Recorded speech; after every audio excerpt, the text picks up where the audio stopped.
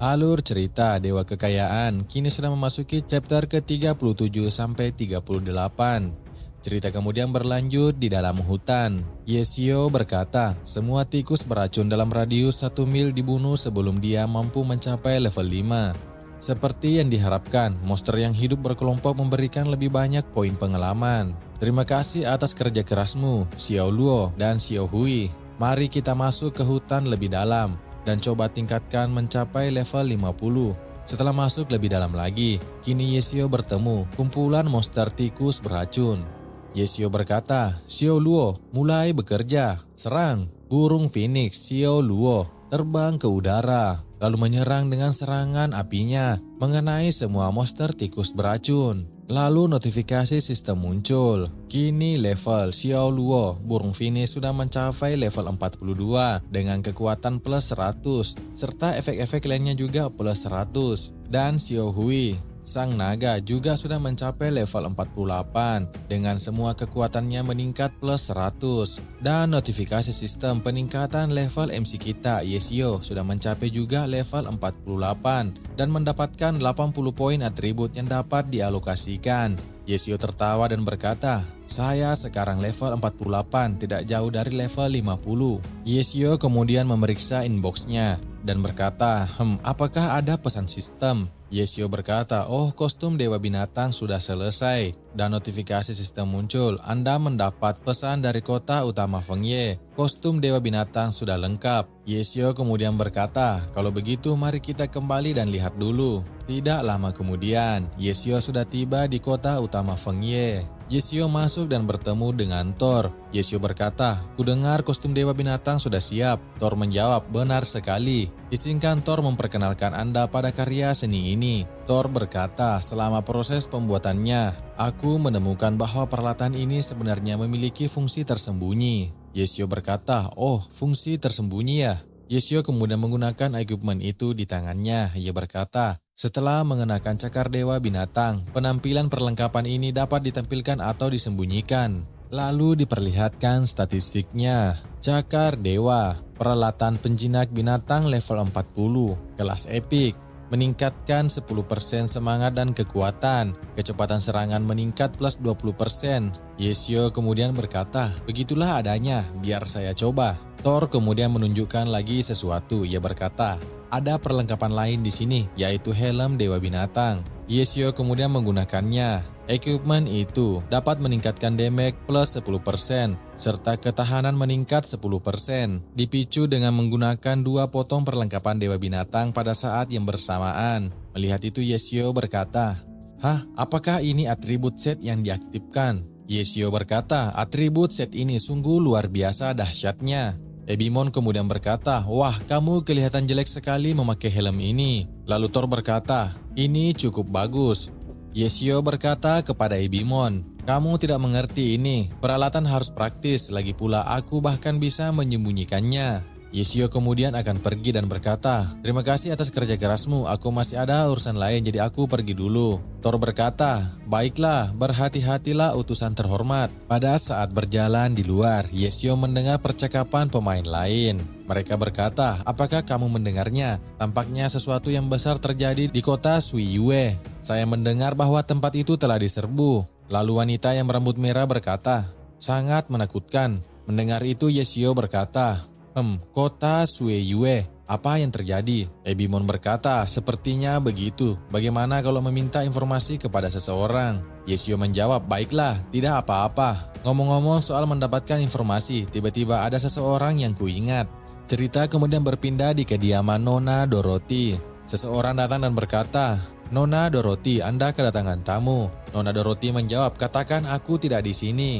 Akan tetapi tiba-tiba Yesio datang dan menyapanya. Hei Kak Tau, bagaimana kau bisa mengabaikanku? Dorothy terkejut dan berkata, kamu lagi, dasar bocah nakal. Tidak ada hal yang baik terjadi kalau kamu datang. Apa yang akan kamu lakukan kali ini? Yesio berkata, Kak Tau, saya mendengar sesuatu terjadi di kota Suiyue. Dorothy menjawab, nah, daerah dekat kota Suiyue sekarang diserbu oleh kabut abu-abu. Dan menurut informasi saat ini, kabut abu-abu kemungkinan akan menutupi kota Suiyue. Yesio bertanya, apa invasi kabut abu-abu? Dorothy kemudian menjelaskan, ya, saya juga mencari informasi yang relevan.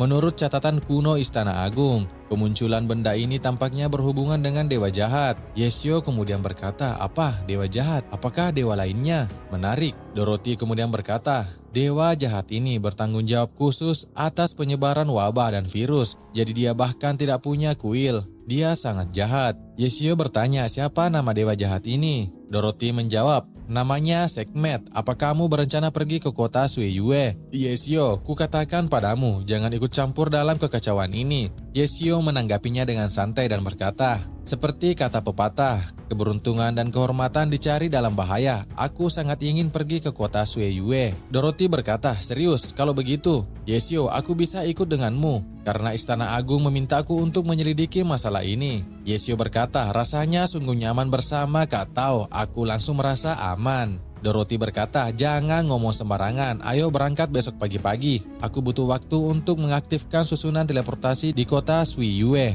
Yesio akan pergi dan berkata, baiklah. Yesio kemudian melihat percakapan pelayar-pelayar lain. Mereka berkata, apa-apaan benda di sekitar kota Suiyue itu? Bunyinya seperti dentuman yang sangat keras yang dapat menghabisimu. Yang lainnya berkata di obrolan chat, apakah kota Suiyue akan dihancurkan? Bahkan para NPC pun mengemasi tas mereka untuk meninggalkan rumah. Yang lainnya juga berkata, di sini di Shadow City, sepertinya ada sesuatu yang terjadi di altar. Sekelompok NPC berkumpul di sana. Pesan lainnya berkata, mengapa kita tidak bisa pergi di pinggiran barat daya kota Bie? Dan masih ada satu lagi, bos NP mana yang menetapkan batasan? Melihat itu Yesio berkata, apa yang terjadi? Apakah ada masalah di kota-kota besar lainnya juga? Apa sebenarnya yang ingin dilakukan dewa jahat ini? Keesokan harinya, kini Yesio dan Nona Dorothy bertemu. Dorothy berkata, kamu datang di waktu yang tepat. Kebetulan ada susunan teleportasi yang tersisa di Istana Agung di kota Suiyue. Kita bisa langsung pergi ke luar kota Suiyue melalui susunan teleportasi itu.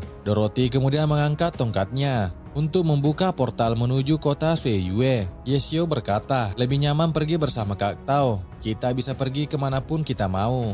Dorothy berkata, berhenti bicara omong kosong, portalnya tidak stabil, ayo pergi. Yesio kemudian mengangkat tangannya dan berkata, baiklah. Kota Suiyue, aku datang. Mereka kemudian telah melewati portal teleportasi dan kini mereka berada di lokasi di luar kota Suiyue. Yesio berkata, ini adalah wilayah kota Suiyue. Dan Ebimon berkata, seperti yang diharapkan, tempat ini dikelilingi oleh danau dan tanaman hijau subur. Dorothy kemudian berkata, lihat di sana. Tampaknya kabut kelabu menyebar lebih cepat dari yang diperkirakan. Yesio berkata, ya sepertinya begitu. Dorothy kemudian berbalik dan berkata, kemana kamu pergi? Yesio menjawab, tentu saja saya pergi ke kota utama. Menyelidiki kabut kelabu adalah misi Anda, Kak Tao.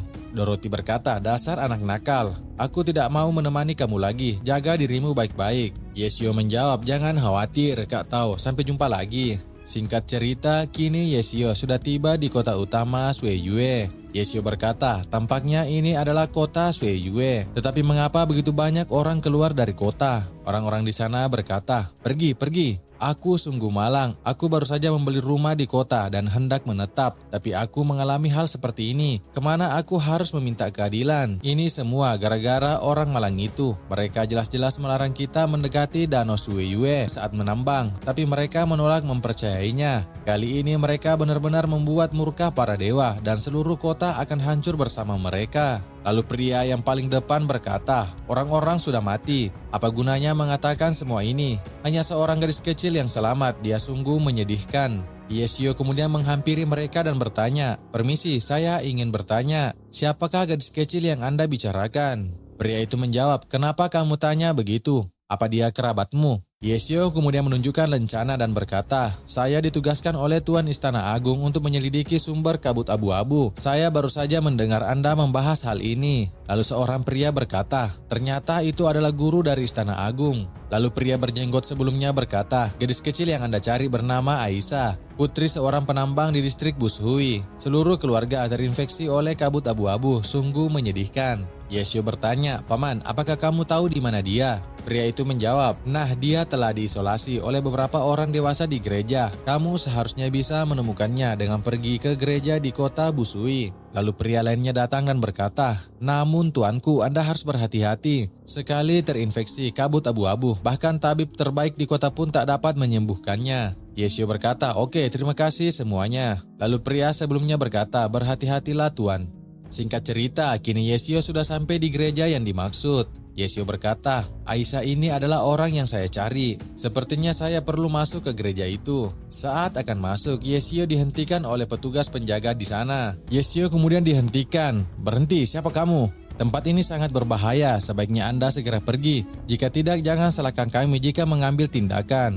Yesio kemudian berkata, saya adalah Viskon Kekaisaran dan saya datang untuk menyelidiki sumber kabut abu-abu. Penjaga itu kemudian mempersilahkan masuk Yesio.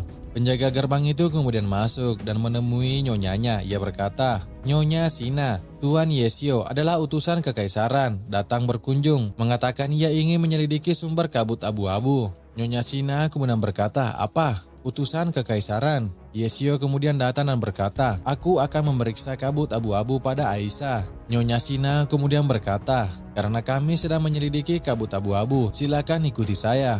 Tuan Yesio, saya perlu memperingatkan Anda tentang kabut abu-abu. Penyakit ini sangat menular dan tidak dapat disembuhkan. Yesio kemudian berkata, apakah skill perisai dapat menahan infeksi kabut abu-abu? Sina menjawab, ini tergantung pada kepadatan kabut abu-abu. Jika lebih tebal, Anda membutuhkan perisai tingkat tinggi. Yesio menjawab, kalau begitu tidak ada yang perlu dikhawatirkan. Aku punya perisai dewa kekayaan yang melindungiku, jadi tidak peduli seberapa tebalnya kabut abu-abu itu, ia tidak akan bisa menyakitiku. Yesio kemudian menghampiri Aisyah dan memanggil namanya. Aisyah terkejut dan berkata, jangan mendekatiku, Anda akan terinfeksi. Yesio kemudian berkata, tidak apa-apa, saya tidak akan terinfeksi. Lalu notifikasi sistem muncul, efek perisai dewa kekayaan dipicu. Aisyah kemudian berkata, kakak, apakah kamu sungguh baik-baik saja? Yesio berkata, Aisyah, bisakah kamu menunjukkan botol kecil di tanganmu? Aisyah berkata, bisa. Lalu ia memberikannya kepada Yesio. Yesio kemudian memeriksa botol itu dan melihat deskripsinya. Botol kristal ungu aneh, nilai tidak ada. Deskripsi, awalnya hanya mainan biasa, menjadi istimewa setelah direndam dalam mata air yang unik. Mainan ini memiliki khasiat tertentu yang dapat menangkal kerusakan akibat kabut abu-abu. Namun, tampaknya ia juga terkena kutukan dan hanya Aisyah yang boleh menyentuhnya. Pada saat Yesio menyentuhnya, ia menerima minus 400 kerusakan kutukan. Yesio berkata, benar saja, benda ini menyebabkan kerusakan kutukan. Yesio lanjut berkata, itu adalah barang yang benar-benar unik, yang hanya menguntungkan Aisyah. Yesio bertanya, Aisyah, di mana kamu mendapatkan botol ini? Coba saya pikir, ada sebuah gua di Danau Griffin di sebelah barat kota, dan ada hal-hal lain di dalamnya. Yesio berkata di dalam hati, ya itu dia. Yesio lanjut berkata, oke terima kasih Aisyah, kamu banyak membantuku. Sama-sama kak, terima kasih sudah datang menjengukku. Lalu Aisyah mengeluarkan sesuatu di tangannya dan berkata, bola kaca ini untukmu. Bola kaca apakah itu yang akan diberikan kepada Yesio? Menarik untuk kita nantikan, sampai jumpa di chapter selanjutnya.